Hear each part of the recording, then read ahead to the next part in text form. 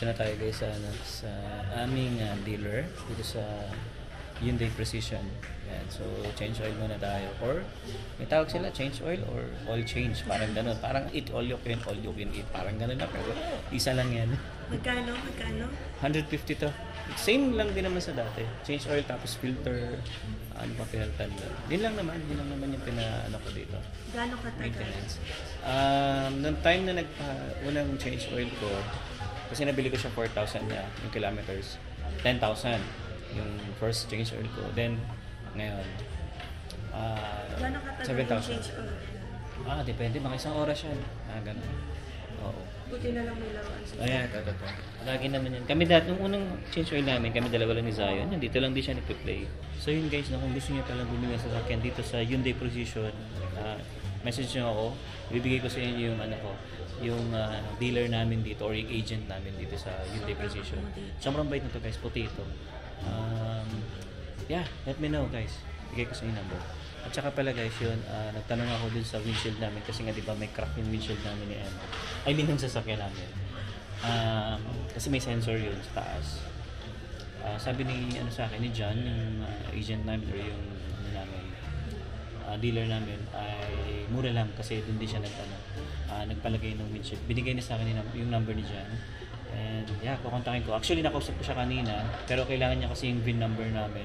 So send ko na lang, may number naman. Pero si John kasi parang nagpapalit, parang $300 to $400 lang daw. May sensor na yun So kasi nung nagtanong kami ni Emma, ano na yun? Master Auto Glass? Master Auto Glass. Glass Master. Yung pinalta namin yung side namin. 500. Ang mahal eh. 550 yung singil sa amin.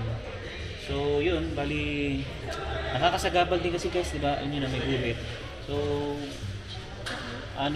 mas balak namin palitan ni Emma. Sabi nga, pag nag-road test siya, hanggat maaari wala dapat crack dun sa driver seat. So hindi siya papayagan. So kaya kailangan namin palitan. Kaysa mag-rent kami, sayang din. Parang plus $200 ata or $100 yung pag magre-rent ka, pag nag-actual ka. So bili na lang namin ng glass, di ba? Yun nga, kung halimbawa mag-rent naman or maghihiram naman sa kaibigan, kaya din. Gusto ko sasakyan na rin namin para at least gamayin niya na.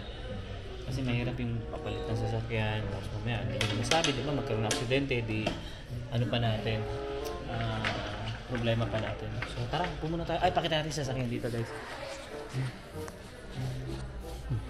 Ayan o. Anong model to? Santa Cruz. Para siyang mini pickup, no? Ganda, white. Ayun ang gusto ko, baby, electric. Ito mga baby nung Electric? Tsaka electric yan. Tignan natin. Tara. Puntahan natin to guys. Ganda na to.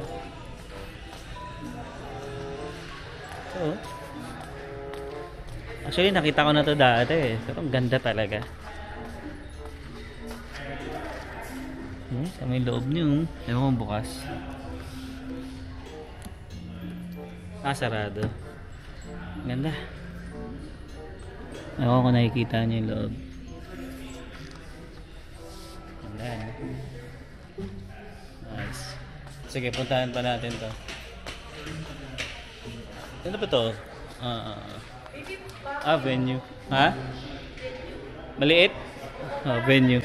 Parang Mirage lang guys, no? Liit. Pero mura lang to, tingin ko. 29. Almost 30,000. Diba?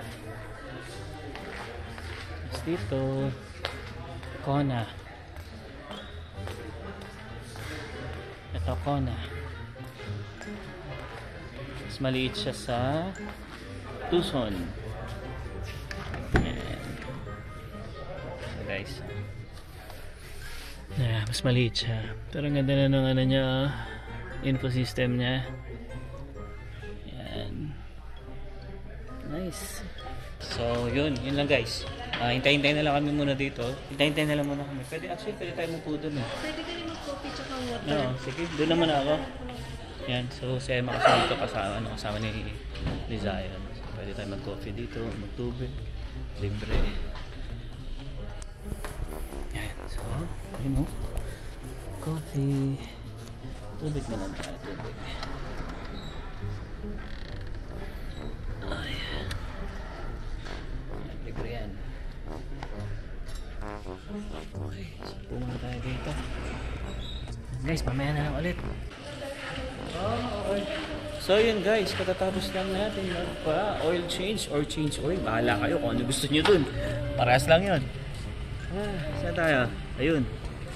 Ayan. So ang binayaran ko ngayon guys is 163.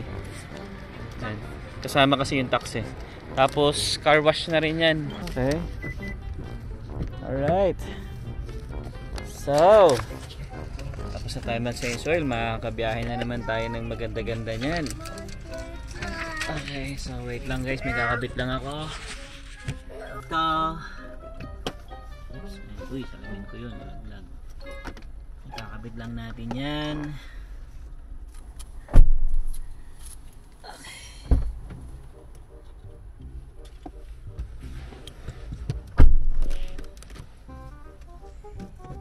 So, tapos na ang ating oil change. So, next na pa-oil change ko guys is Ano dyan? 24 December. Ah, ganon? Yep, nakalagay yun dyan. 24,000? Yep. Yung tinakbo. Di parang 6,000 kilometers na yung madadagdag. Yeah, mga ganun. Mas maganda palit ka ng palit para mas nami-maintain yung ano ng makina.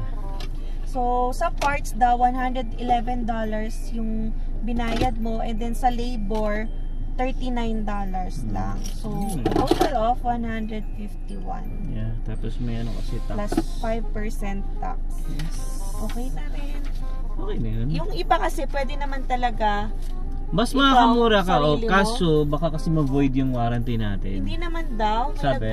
May nag-comment. Pero ganun. okay na yun, nandito tayo. Oo, mahirap na rin. Konti lang naman din yung magiging difference kasi kung ikaw magpapa-change oil, bibili ka ng langis, 3 ganon. So, yun ng 2 at kalahati lang magagamit mo dun. So, ganon din. Palagay mo ng 25 isa, Pero makakatipid ka rin talaga. 100, makakatipid ka Basta mga... kung marunong ka or may kakilala ka. Kung wala kang kakilala o hindi ka marunong, sa dealer ka na lang. Oo. Para, Hindi yun naman, na. hindi Lalo naman. pag babae, syempre di maalam sa ganyan. Tsaka chinek na rin yan, yung mga gulong. Yun. Kasama na yan. Ayan o. So yun, punta na tayo ng Wahing. Bibili lang tayo ng ating Karneng, iihawin. iihawin para bukas sa aming bakasyon. Swimming. Kala mo bakasyon talaga eh, no? Pero ano lang yun guys. Swimming. Swimming lang. Ayan, so ito na. Ano to? So samantalahin na namin na ang weather ay nasa 30 plus. Kasi hindi ka naman makakaswimming ng malamig dito sa Canada. So, yan. Kaya, doon kami pupunta sa Red Deer. Sakto din na nagpa-change oil tayo.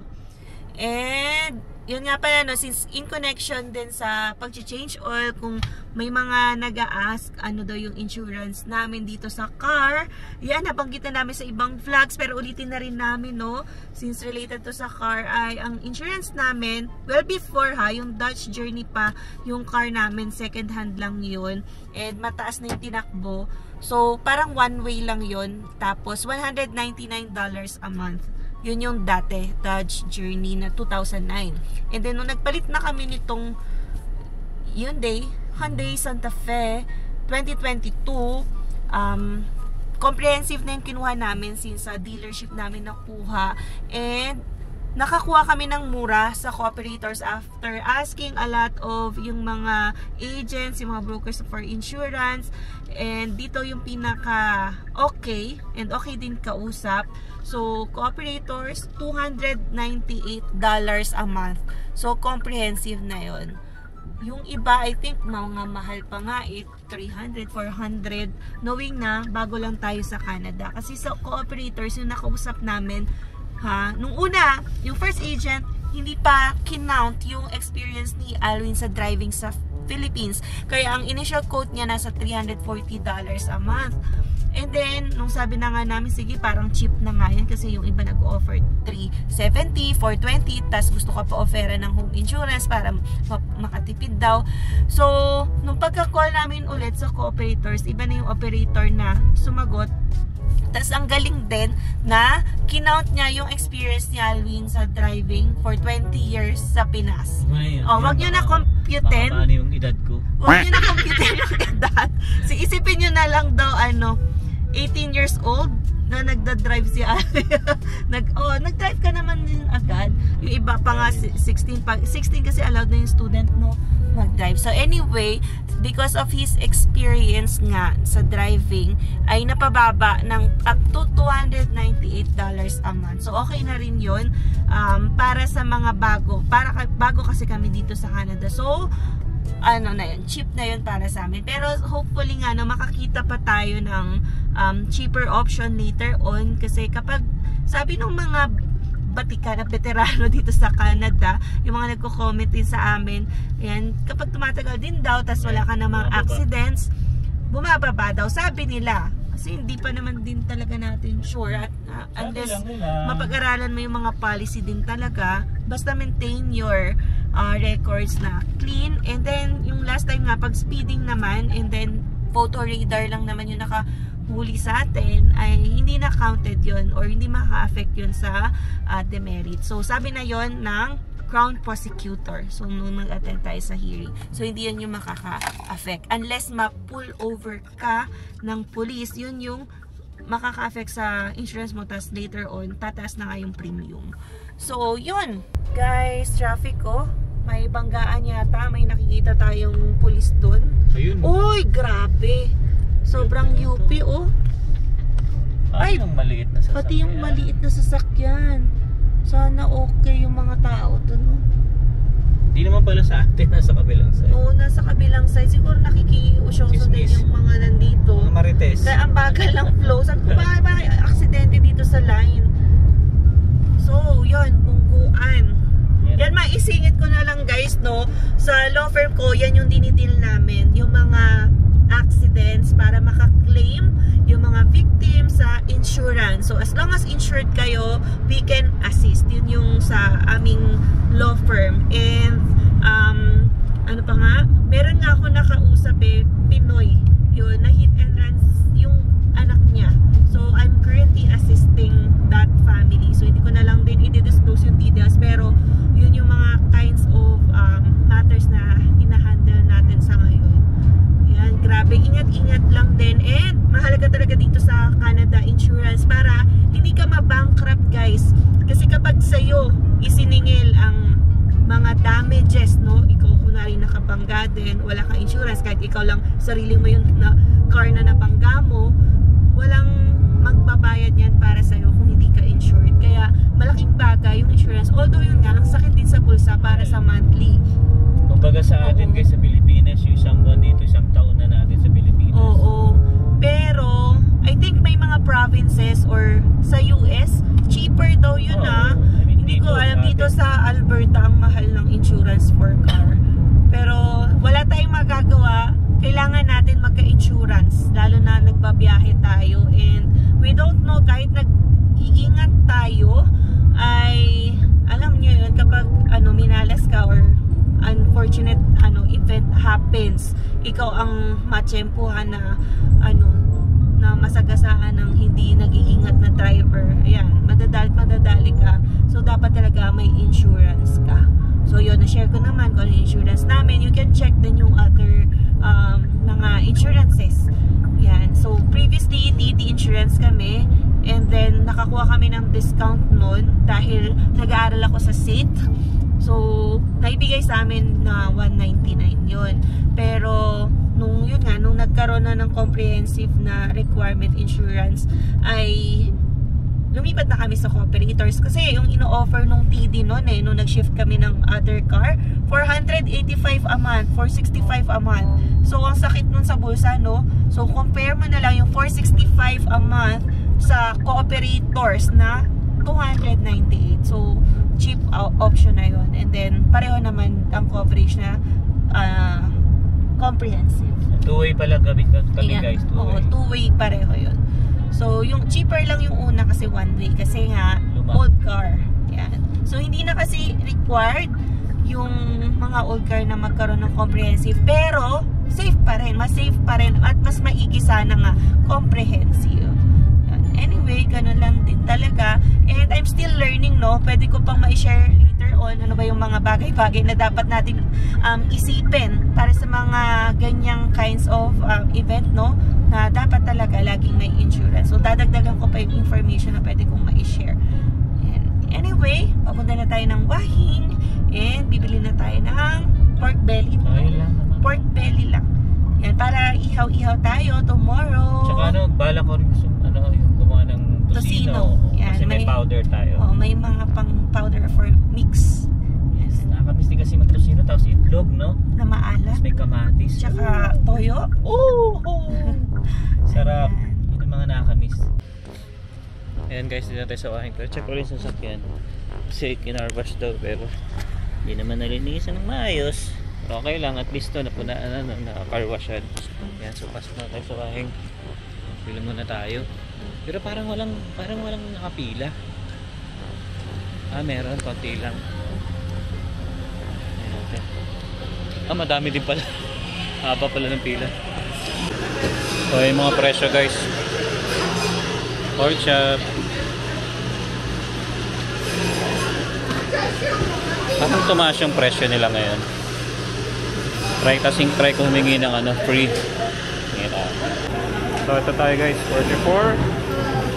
So bali 2 kilo, 4 na kilong pork belly tsaka laman.